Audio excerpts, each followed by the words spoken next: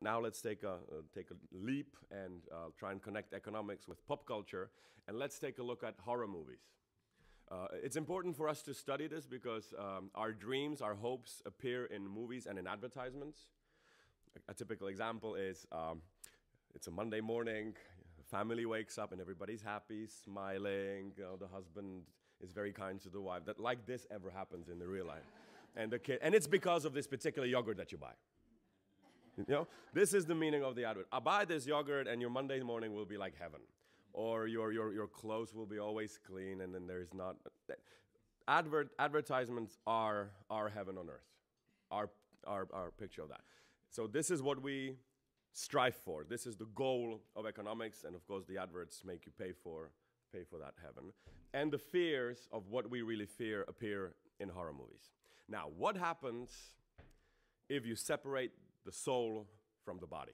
We each have a soul that has a body, or a body that has a soul, any way you like to look at it, and we are together. The soul gives it meaning, humanity, and the body is sort of a machine, if we take it, if I simplify this. What happens in horror movies if you divide these two? If you take the body and you rid it of a soul, you get a zombie, or any other form of undead.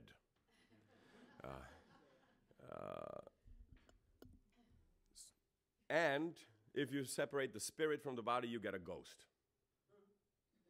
So if you disjoin these two, it's not good.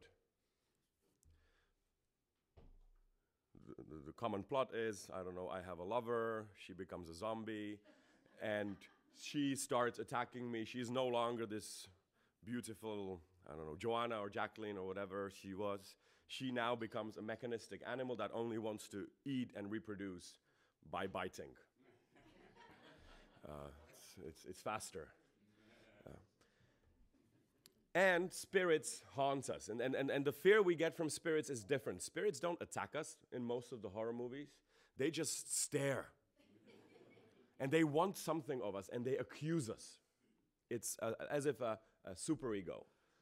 And they haunt us or attack us because of some moral misdeed which we did.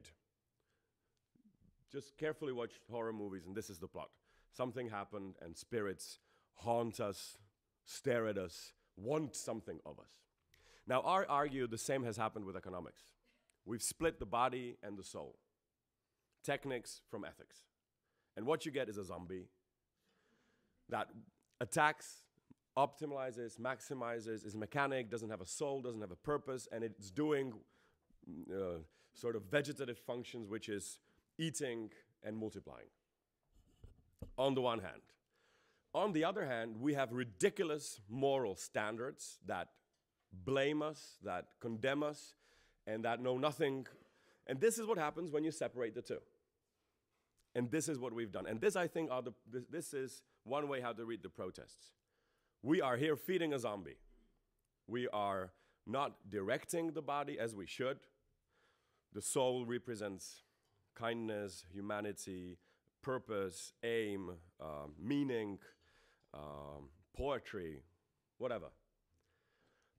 And it is not, and this I think is a new thing, it is not well when it is alone. Ethics do not do well when they are alone, nor does philosophy, nor does poetry, nor does anything else. This thing needs to be together. And of course, it would be just a repetition of what you said. In the beginning, economics was ethics, basically, and nobody tried to separate it. In fact, we had to go through a huge effort to separate it. And it has led to results that are ridiculous.